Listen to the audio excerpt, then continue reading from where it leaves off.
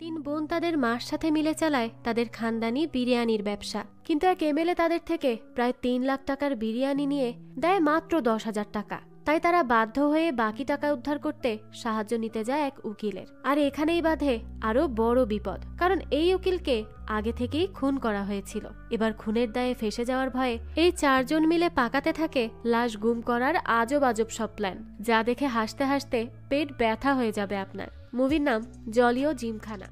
শুরুতেই আমরা ভবানী নামের একটি মেয়েকে দেখতে পাই। সে কায়ালপাট্টি নামের জোসেফ চার্চে যায়। সেখানে গিয়ে সে একটা পিচ্চি ছেলেকে বলে সে ফাদারের সাথে দেখা করতে এসেছে, তাই সে যেন একটু ফাদারকে ডেকে দেয়। ছেলেটাও তখন ফাদারকে ডাকতে যায়। তো বেশ অনেকক্ষণ ডাকার পর ফাদার নিজের রুম থেকে বেরিয়ে আসে। সে ছেলেটাকে বলে সে এত ডাকাডাকি করছে কেন।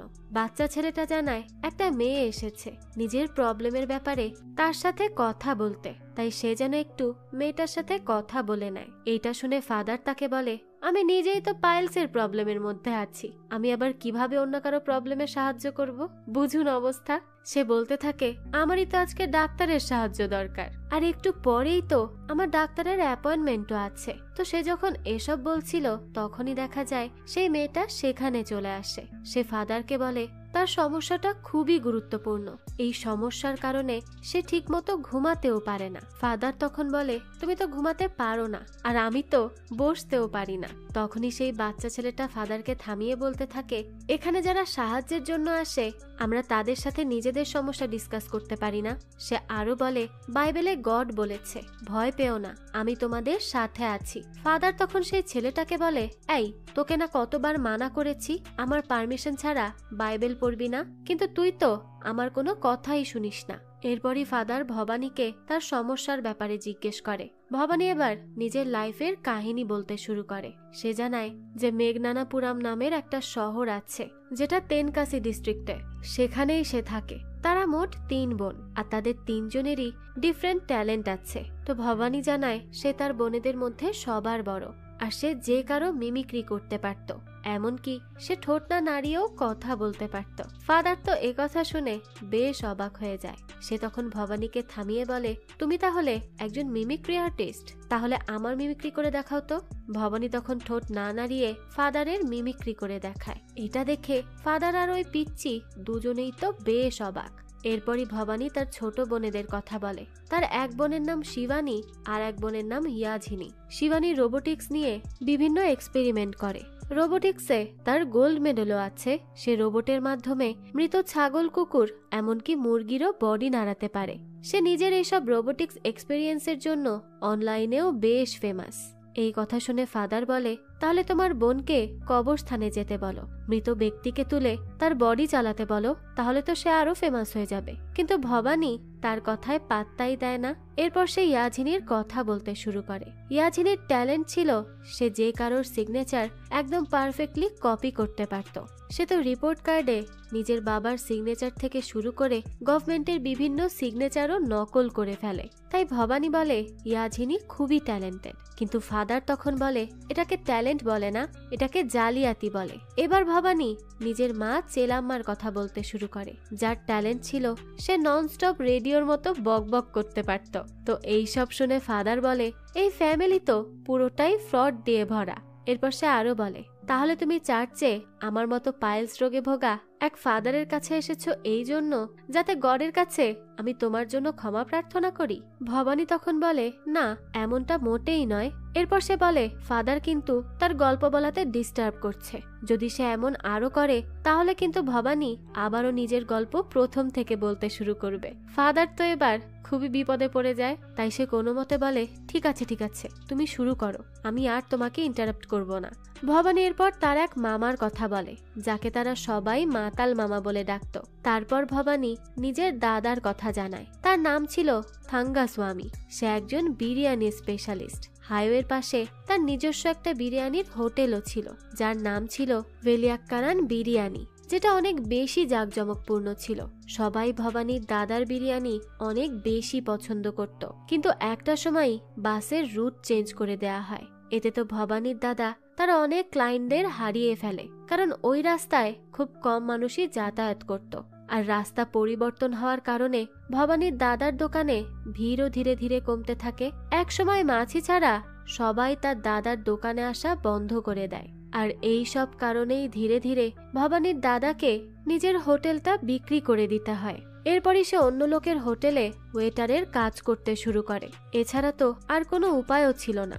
তবে সেখানে অনেক সময় লোকেরা তার সাথে অনেক খারাপ ব্যবহার করত, যেটা ভবানী আর তার বোনেরা সহ্য করতে পারেনি। তাই তারা সিদ্ধান্ত নেয় তারা একটা নতুন হোটেল শুরু করবে। এরপরই তারা রকেট রবি নামের এক ব্যক্তির কাছে যায় তাদের জমি বন্ধক রাখতে। তবে তারা খুব ভালোভাবেই জানতো রকেট রবি নিজের ইন্টারেস্টের টাকা তোলার জন্য যে কোনো পর্যায় পর্যন্ত যেতে পারে। এত সবকিছু জানার পরেও তারা ওই রকেট রবির থেকে 15 লক্ষ টাকা নিয়ে নিজেদের একটা হোটেল শুরু করে। এরপর থেকেই তারা সবাই একসাথে নিজেদের হোটেলের প্রচারণা করতে শুরু করে।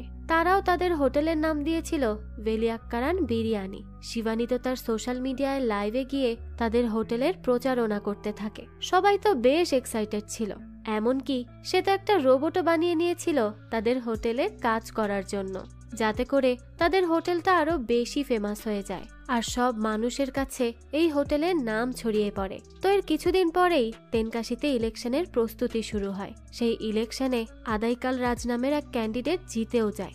এরপর সেই আদাইকাল রাজের জিতের সাকসেস পার্টি সেলিব্রেট করতে তার দলের লোকেরা বিরিয়ানি অর্ডার করতে চায়। তাই তারা ভবানীর দাদার ওই বিরিয়ানির হোটেলে আসে, যেখানে তারা 2000 চিকেন বিরিয়ানি আর 2000 মাটন বিরিয়ানির অর্ডার দেয়। এটাই ছিল তাদের হোটেলের প্রথম বড় অর্ডার। এতে ভবানীর পরিবার তো খুবই খুশি হয়। তাদের তো খুশির ঠিকানাই ছিল না। এরপর তারা সবাই মিলে বেশ আনন্দের সাথে সব খাবার দাবারের ব্যবস্থা করে। এরপরই সেই সেলিব্রেশনের দিন চলে আসে। সবাই তো খুব মজা করে খাওয়া দাওয়া করে। সবাই তাদের খাবার অনেক বেশি পছন্দ করে। এমনকি শিবানী তার সেই রোবটকেও সেখানে কাজ করার জন্য নিয়ে এসেছিল। এতে তো সবাই আরো বেশি ইন্টারেস্ট পায়। তো সকলের খাওয়া দাওয়া শেষ হলে ভবানীর দাদা আদাইকাল রাজের দলের সেই লোককে পেমেন্টের ব্যাপারে জিজ্ঞেস করে। তখন সেই ব্যক্তি তাদের বলে তারা যেন এমএলএ আদাইকাল রাজের সাথে দেখা করে আর এই ব্যাপারে কথা বলে। তো এরপরই তারা সকলে চলে যায় এমএলএর সাথে দেখা করতে, কারণ এতগুলো টাকার ব্যাপার। তো তখন তারা নিজেদের পেমেন্টের জন্য তাকে রিকোয়েস্ট করে। ভবানীর মা বলে তারা তাদের বিশ্বাস করে কোনো অ্যাডভান্স না নিয়েই অর্ডারটা কনফার্ম করে দিয়েছিল। সে এটাও জানায় তারা এই হোটেলটা শুরু করেছে নিজেদের জমি বন্ধক রেখে। এছাড়াও এটাই তাদের প্রথম বড় অর্ডার। তখনই দেখা যায় এমএলএ চেকবুকে টাকার পরিমাণ লিখে সেটা তাদের দিয়ে দেয়। ভবানীর দাদা তখন দেখতে পায় সেখানে শুধুমাত্র 10,000 টাকার অ্যামাউন্ট দেয়া আছে, যেখানে তাদের অর্ডার ছিল 2.5 লক্ষ টাকারও বেশি। তাই সে এটা দেখে খুবই অবাক হয়। এরপর সে যখন এই ব্যাপারে এমএলএ কে জিজ্ঞেস করে, তখন সে বলে তোমরাই প্রথম হোটেল যারা রুলিং পার্টির থেকে টাকা পাচ্ছ, বুঝেছো? তাই এটাই তোমাদের জন্য অনেক বেশি। চুপচাপ এই টাকা নিয়ে এখনই এখান থেকে চলে যাও। ভবানীর দাদা তখন বলে আমি যদি এই চেকটা নেই তাহলে সবাই জানবে আপনি আমাকে 10,000 টাকা দিয়েছেন, কিন্তু আমি যদি চেকটা ফেরত দিই তাহলে সবাই জানবে আমি আপনাকে 2,64,500 টাকা দয়া করেছি। এই কথা বলে সে ওই চেকটা ছুঁড়ে ফেলে সেখান থেকে চলে যায়। তার এই কথা শুনে তো এমএলএ অনেক বেশি রেগে যায়। তখনই এমএলএর লোকেরা ভবানীর দাদাকে বেশ মারধর করে, এমনকি তাদের হোটেলের ট্রাকটাও তারা জ্বালিয়ে দেয়। তখন ভবানীর দাদার ঘাড়ে প্রচন্ড আঘাত লাগার কারণে তার রক্তনালী ড্যামেজ হয়ে যায়। এরপরই দৃশ্য চলে আসে বর্তমানে। ভবানীর লাইফের এই কাহিনী শুনে তো ফাদার এবার কাঁদতে শুরু করে। সে বলে তোমার গল্পে হিরো কখন আসবে? ভবানী তখন আবারও নিজের কাহিনী কন্টিনিউ করে। এখানে আমরা পুন গুন্ডারান নামের এক লয়ারের সাথে পরিচিত হই। সে এমএলএর বিরুদ্ধে একটা কেস ফাইল করে, যেখানে সে এমএলএর ফেক মেডিকেল ক্যাম্পের বিরুদ্ধে অভিযোগ করে। সে জানায় এমএলএ মিথ্যা মেডিকেল ক্যাম্প করে সেখান থেকে গরিব অসহায় মানুষদের প্রেসক্রিপশনের নাম করে সাদা কাগজে সিগনেচার নিয়ে নেয়। এরপরই ফ্রড ভাবে তাদের থেকে তাদের সমস্ত জমি নিজের নামে করে নেয়। তার এই লুটপাটে 28 জন লোক ভিকটিম হয়েছে এ পর্যন্ত। গরিবদের টাকা আত্মসাৎ করার জন্য গুন্ডারান এমএলএর শাস্তি দাবি করে। কোর্ট থেকে জানানো হয় কিছুদিন পরে এই মামলার রায় দেয়া হবে। এই সুযোগে গুন্ডারান এমএলএর বিরুদ্ধে আরো প্রমাণ সংগ্রহ করা শুরু করে। এভাবে এমএলএর সমস্ত কালো ধান্দা সে ধীরে ধীরে বন্ধ করে দিতে থাকে। পরের দৃশ্যেই আমরা দেখি টিভিতে ব্রেকিং নিউজে বলা হচ্ছে গুন্ডারান এখন তামিলনাড়ুর সিএম এর বিরুদ্ধে কেস ফাইল করেছে, যেখানে সে সিএম এর বিরুদ্ধে 4,000 কোটি টাকা দুর্নীতির অ্যালিগেশন এনেছে, যেটা কিনা বন্যা দুর্গত মানুষদের সাথে স্ক্যাম করা হয়েছিল। এমএলএ কে তখন আমরা সিএম এর সাথে দেখতে পাই। এমএলএ সিএম কে বলতে থাকে, ও এতদিন আমার পেছনেই লেগেছিল আর এখন আপনার পেছনে লেগেছে। তখন সিএম তো বেশ চিন্তিত হয়ে যায় আর জানায় গুন্ডারান অলরেডি 2 জন মিনিস্টারকে জেলে পাঠিয়েছে। এমএলএ তখন সিএম এর কাছে অনুরোধ করে বলে সে যেন তাকে আর একটা বার সুযোগ দেয়, সে গুন্ডারানের সমস্ত কর্মকাণ্ড বন্ধ করে দিবে। সিএম তখন এমএলএ কে বলে গুন্ডারানের এই সমস্ত কেস ক্লোজ করে দাও, নয়তো ওকে রাস্তা থেকে সরিয়ে ফেলো। এরপর এমএলএ নিজের লোকেদের মাধ্যমে একজনকে ঠিক করতে শুরু করে যে গুন্ডারানকে রাস্তা থেকে সরিয়ে দিবে। তো এরপরই তারা পট্টু ভবানী নামের এক লোককেই কাজ দেওয়ার সিদ্ধান্ত নেয়, যে কিনা এর আগে 49টা মার্ডার করেছিল। এমএলএর লোকেরা তখন পট্টুর সাথে দেখা করতে চলে যায়। পট্টু তো খুব ভাব নিয়ে বলতে থাকে সে খুব সহজেই গুন্ডারানকে রাস্তা থেকে সরিয়ে ফেলবে, তারা যেন কোনো চিন্তা না করে। এদিকে ভবানীর দাদার অবস্থা ধীরে ধীরে আরো খারাপ হতে থাকে। ডাক্তার ভবানীকে জানায় যদি 24 ঘন্টার মধ্যে ভবানীর দাদার সার্জারি করা না হয় তাহলে হয়তো তার দাদা কোমায় চলে যাবে, তাও সারা জীবনের জন্য। আর এই সার্জারি করতে সর্বমোট 25 লক্ষ টাকার প্রয়োজন। এরপরই ভবানী আবারও রকেট রবির কাছে সাহায্যের জন্য চলে যায়। রকেট রবি জানায় সে নিজের ব্যাংক অ্যাকাউন্ট থেকে ভবানীকে এই টাকাটা ট্রান্সফার করে দিবে। তো এর কিছুক্ষণ পরই দেখা যায় ভবানীর অ্যাকাউন্টে টাকা চলে আসে। ভবানীও সেটা নিয়ে দ্রুত হসপিটালে যায় আর তার দাদার সার্জারির জন্য সেখানে জমা করে দেয়। এরপরই সে রকেট রবিকে ধন্যবাদ জানানোর জন্য ফোন দেয়, কিন্তু রকেট রবি জানায় সে ভবানীকে কোনো টাকা পাঠায়নি। সে বলে আমি যখন শুনেছি তোমার দাদা একটা পলিটিশিয়ানের সাথে ঝামেলা করেছে আর হসপিটালে চলে গিয়েছে, তখনই আমি সিদ্ধান্ত নিয়েছিলাম আমি এই ব্যাপারে একদমই ইন্টারফেয়ার করব না, এ কারণে আমি তোমাকে কোনো টাকা পাঠাইনি। এরপরই রকেট রবি ভবানীকে হুমকি দেয় আর বলে তোমাদের আমি যে 15 লাখ টাকা দিয়েছি সেটা যদি ইন্টারেস্টের সাথে আমাকে ফিরিয়ে না দাও তাহলে আমি তোমাদের সবাইকে পথে বসিয়ে ছাড়বো। তো ভবানী যখন নিজের পরিবারকে এই ব্যাপারে জানায় সবাই তো অনেক বেশি চিন্তিত হয়ে পড়ে। আর যখন তারা এসব ব্যাপারে কথা বলছিল তখনই এমএলএর লোকেরা সেখানে চলে আসে। তারা ভবানীকে বারবার ফোন করছিল কিন্তু ভবানী সেটা রিসিভই করছিল না। তারা তখন বলতে থাকে আমরা পট্টু ভবানী নামের এক লোককে হায়ার করেছিলাম আমাদের একটা অপারেশনের জন্য, সে সেই কাজ করার জন্য 25 লক্ষ টাকা চার্জ করেছিল। এরপরই ও আমাদের নিজের অ্যাকাউন্ট নাম্বার দিয়ে দেয়, যেহেতু ওর নামও পট্টু ভবানী আর তোমার নামও ভবানী, আবার ওর অ্যাকাউন্ট নাম্বার লাস্টে 90 আর তোমার অ্যাকাউন্টের লাস্ট নাম্বার 09। তাই আমার লোকেরা ব্যাংক থেকে টাকা পাঠানোর সময় ভুল করে তোমাদের অ্যাকাউন্টে টাকা পাঠিয়ে দিয়েছে, তাই পট্টু ভবানীর 25 লাখ টাকা তোমার অ্যাকাউন্টে চলে গেছে। সবাই তো এবার বুঝতে পারে যে কিভাবে তাদের অ্যাকাউন্টে টাকাটা এসেছিল। এমএলএর লোকেরা তখন ভবানীদের কাছ থেকে টাকাটা ফেরত চায়। তখন ভবানীরা জানায় তারা তাদের দাদার সার্জারির জন্য সেটা খরচ করে ফেলেছে। এমএলএর লোকেরা তো তখন তাদেরকে 24 ঘন্টার সময় দেয় ওই টাকাটা ফিরিয়ে দেওয়ার জন্য। তারা বলে যদি ভবানীরা এই সময়ের মধ্যে টাকা ফিরিয়ে দিতে না পারে তাহলে তাদের বাড়ি সহ পরিবারের সবাইকে ওরা জীবিত জ্বালিয়ে দিবে। এই সব কিছুতে ভবানীর পরিবার তো অনেক বেশি চিন্তিত হয়ে পড়ে।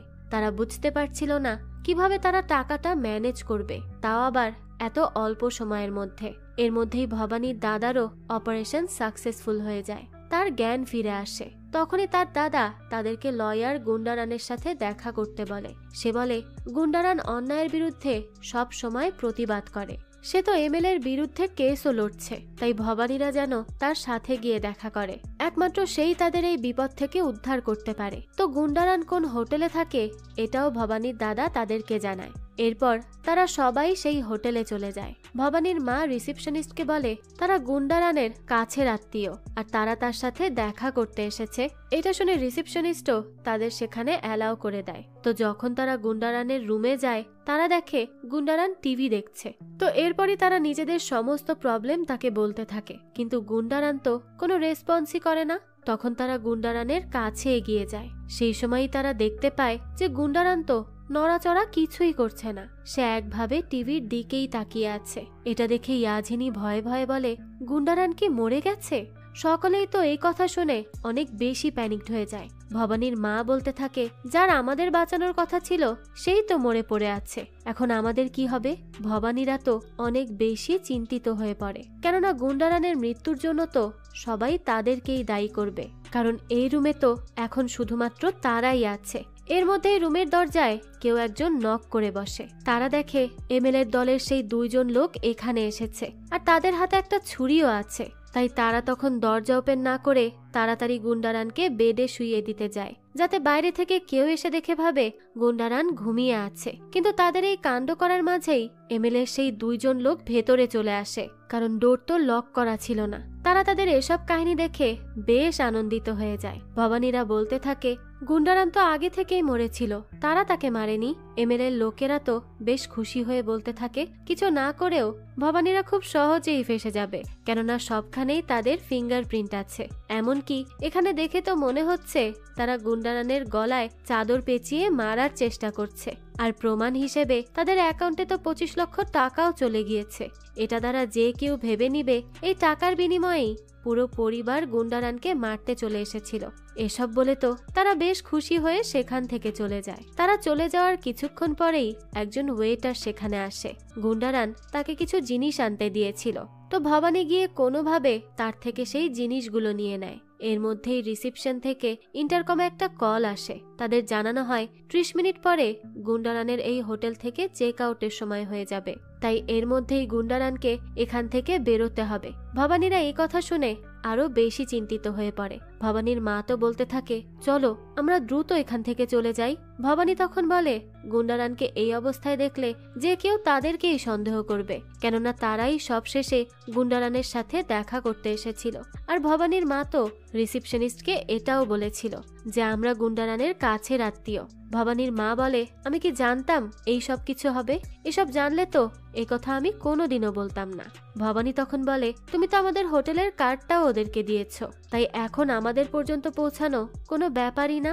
ভবানী বলে, পুলিশ এসে পোস্টমর্টেম করার আগেই আমাদের গুন্ডারানের বডি এখান থেকে নিয়ে যেতে হবে, আর সবার সামনে এমন অ্যাক্ট করতে হবে যাতে সবাই গুন্ডারান এখনো জীবিত আছে এটাই ভাবে। এরপরই তার বডি দূরে কোথাও নিয়ে যেয়ে ফেলে দিতে হবে। এরপর তারা সবাই মিলে ভাবতে থাকে কিভাবে তারা বডিটা বাইরে নিয়ে যাবে। ফাইনালি তারা একটা বুদ্ধি পেয়ে যায়। তারা চেয়ারের চাকা খুলে একটা জুতোর পেছনে লাগিয়ে নেয়।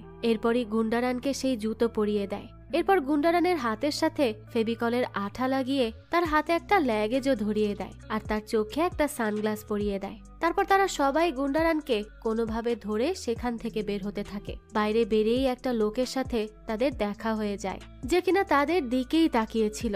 গুন্ডারানের বডি তখন ভবানীদের হাত থেকে ছুটে গিয়ে বারবার পড়ে যাচ্ছিল। তখনই তারা এই বিষয়টা কভার করার জন্য অদ্ভুত ডান্স করতে শুরু করে দেয়। এরপর কোনো রকমে গুন্ডারানকে নিয়ে সেখান থেকে চলে যেতে থাকে। কিন্তু এরপরেই আমরা দেখি যে লোকটা তাদের দিকে তাকিয়েছিল সে তো আসলেও অন্ধ ছিল। এরপরই তাদের সাথে ইন্স্যুরেন্স কোম্পানির এক লোকের দেখা হয়। সে আবার গুন্ডারানের ভক্তও ছিল। সে তো নিজের পলিসি নেওয়ার জন্য বিভিন্নভাবে তাদের কনভিন্স করার চেষ্টা করতে থাকে। ভবানীরা তখন কোনোভাবে তার থেকে বেঁচে সেখান থেকে পালিয়ে যায়। সেই হোটেলেই আবার এক স্থানে ওয়েডিং প্রোগ্রাম ছিল। ভুলবশত গুন্ডারানের বডি তাদের হাত থেকে ছুটে যায়, আর গুন্ডারান তখন সেই প্রোগ্রামের মধ্যে চলে যায়। যেহেতু তার জুতোর নিচে চাকা লাগানো ছিল, তাই সেখানে গুন্ডারানের জন্য সবকিছু ভাঙচুর হতে শুরু করে। অবস্থা তো বেশ বেগতিক হয়ে যায়। সবার মধ্যে তখন ঝগড়াঝাটি লেগে যায়। সে সময় এক ব্যক্তি তো গুন্ডারানকেই মারতে শুরু করে।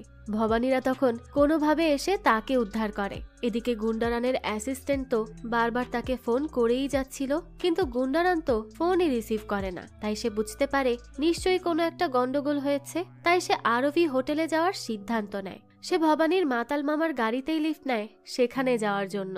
অন্যদিকে ভবানীরা অনেক কষ্টে গুন্ডারানের বডি সেখান থেকে বের করে আনে। হোটেল থেকে বের হওয়ার পরেই সেখানে আবারও পুলিশের সাথে তাদের দেখা হয়। সেই পুলিশ তাদের দেখেই চিনে ফেলে। আসলে সে ভেলিক্কারান বিরিয়ানি হোটেলের ডাই হার্ড ফ্যান ছিল। সে বলে এমএলএ তাদের ব্যবসা বন্ধ করে দিয়েছে, এই ব্যাপারে তারা জানে। তাই তারা ভবানীদের থাকার জন্য একটা ব্যবস্থা করে দিবে বলেও জানায়। ভবানীরা তখন ধন্যবাদ দিয়ে কোনো রকমে সেখান থেকে চলে যায়। অপরদিকে হোটেলে সেই মেয়েটাও তখন গুন্ডারানের খবর নিতে চলে আসে। রিসেপশনিস্ট তাকে জানায় কিছুক্ষণ আগেই তার পরিবার এসে তাকে নিয়ে চলে গেছে। মেয়েটা তো এই কথা শুনে খুবই অবাক হয়, কেননা গুন্ডারান তাকে জানিয়েছিল তার কোনো পরিবার নেই। সে বুঝতে পারে নিশ্চয়ই কোনো গন্ডগোল হয়েছে। এদিকে ভবানীরা মাতাল মামার গাড়িতেই গুন্ডারানকে নিয়ে সেখান থেকে পালাতে থাকে। সব কাহিনী শুনে মাতাল মামা তো অনেক বেশি অবাক হয়ে যায়। রাস্তায় তারা একটা দলের মিটিং দেখতে পায়।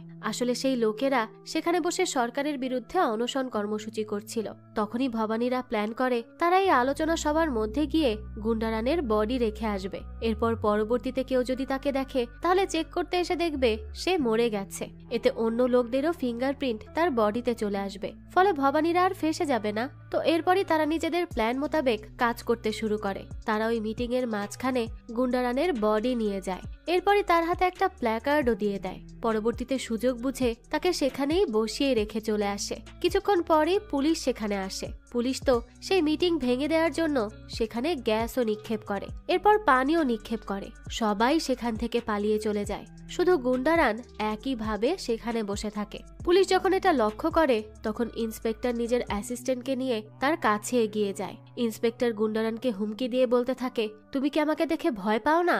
আমি আমার চোখ দিয়ে তোমাকে ভস্ম করে দিতে পারি। সে একথা বলার সাথে সাথেই গুন্ডারানের বডি সেখান থেকে হেলে পড়ে যেতে থাকে। অ্যাসিস্ট্যান্ট তখন বলতে থাকে, আপনার কথা শুনে তো লোকটা মরেই গেল। ইন্সপেক্টর নিজেও তো অনেক বেশি অবাক হয়ে যায়। অ্যাসিস্ট্যান্ট তখন বলে, হয়তো এই লোকটা ওই অনশন গ্রুপের অনেক নামি দামি কেউ। যদি ওরা নিজেদের দলের লোকের এই অবস্থার ব্যাপারে জানতে পারে তাহলে তো আপনাকে সহ আপনার পুরো পরিবারকে উড়িয়ে দিবে। ইন্সপেক্টরও তো এবার এই কথা শুনে বেশ ঘাবড়ে যায়। তারা এবার সিদ্ধান্ত নেয় তারা গুন্ডারানের বডি এখান থেকে সরিয়ে ফেলবে। পরের দৃশ্যে আমরা দেখি সিএম এমএলএ কে ডেকে পাঠায়। সে তাকে জিজ্ঞেস করে গুন্ডারানকে এমএলএ কখন মেরে ফেলেছে। এমএলএ জানায় সে 9টার দিকে কাজ সেরেছে। সিএম তখন বলে, যদি 9টার দিকে ও মরে যেয়ে থাকে তাহলে কিভাবে অনশন হরতালের লোকেদের সাথে সেখানে যুক্ত হয়েছিল। এমএলএ তো এই কথা শুনে খুবই অবাক হয়ে যায়। তখনই তারা টিভিতে দেখতে পায় গুন্ডারান সেই প্ল্যাকার্ড হাতে ওই মিটিং এ বসে আছে। এমনকি কোনো কিছুই তাকে সেখান থেকে সরাতে পারেনি। এই ঘটনাটা পুরো মিডিয়াতে ভাইরালও হয়ে যায়। সিএম তো এসব দেখে এমএলএর উপর অনেক বেশি রেগে যায়। এদিকে ভবানীরা বাড়ি ফিরে বেশ নিশ্চিন্তেই কাজ করছিল। তখনই তাদের বাড়ির কলিং বেল বেজে ওঠে। তারা দেখে মাতাল মামা এসেছে। তবে মাতাল মামা নিজের সাথে গাড়িতে করে গুন্ডারানকেও নিয়ে এসেছিল। সকলেই তো এটা দেখে পুরো শকড হয়ে যায়। মাতাল মামা বলে, যখন সে ফিরে আসছিল তখন সে রাস্তায় পুলিশের গাড়ি দেখতে পায়। পুলিশেরা রাস্তার পাশে দাঁড়িয়ে কথা বলছিল, আর ওই গাড়ির ভেতরে গুন্ডারান ছিল। তাকে দেখতে পেয়েই মাতাল মামা নিজের গাড়িতে তুলে নিয়েছে, কেননা তার ধারণা ছিল ভবানীরা গুন্ডারানকে অনেক মিস করছে। সবাই তো তার এই কথা শুনে পুরোই হতাশ হয়ে যায়, কিন্তু তাদের তো আর কিছু করারও ছিল না। তাই তারা ভাবতে থাকে পরবর্তীতে তারা কিভাবে গুন্ডারানের থেকে পিছু ছাড়াবে। তারা গুন্ডারানকে নিয়ে এবার ট্রেন স্টেশনে চলে যায়। সেখানে গিয়ে তারা তাকে একটা ট্রেনে উঠিয়ে দেয়, এমনকি তার মুখভঙ্গিও পরিবর্তন করে স্মাইল ফেস বানিয়ে দেয়। যখনই তারা গুন্ডারানকে সেখানে রেখে চলে আসবে তখনই দেখা যায় সেখানে টিকিট মাস্টার চলে আসে। তখন সে বিরক্ত হয়ে ভবানীদের বলে, তারা যে ট্রেনে নিজেদের লোককে উঠিয়ে দিয়েছে সেই ট্রেন তো সার্ভিসিং এর জন্য এখানে দাঁড় করানো আছে, এটা কোথাও যাবে না। তারা কি ট্রেনের নাম টিকিট নাম্বার না দেখেই এখানে উঠিয়ে দিয়েছে নাকি? ভবানী তো মনে মনে তখন বলতে থাকে, আমরা তো কোনোভাবে শুধু এর পিছু ছাড়াতে চাইছিলাম, তো বাধ্য হয়ে আবারও গুন্ডারানকে তাদের নিজেদের সাথেই ফিরিয়ে আনতে হয়। অন্যদিকে এমএলএ পট্টু ভবানী থেকে শুরু করে নিজের বাকি লোকেদের অর্ডার দিয়ে বলে তারা গুন্ডারানকে যেখান থেকে পারে যেন ধরে নিয়ে আসে। এদিকে ভবানীরা তখন গুন্ডারানকে পাহাড় থেকে নিচে ফেলে দেওয়ার প্ল্যান করছিল। তো যখন তারা সবাই মিলে গুন্ডারানকে নিচে ফেলতে যাবে তখনই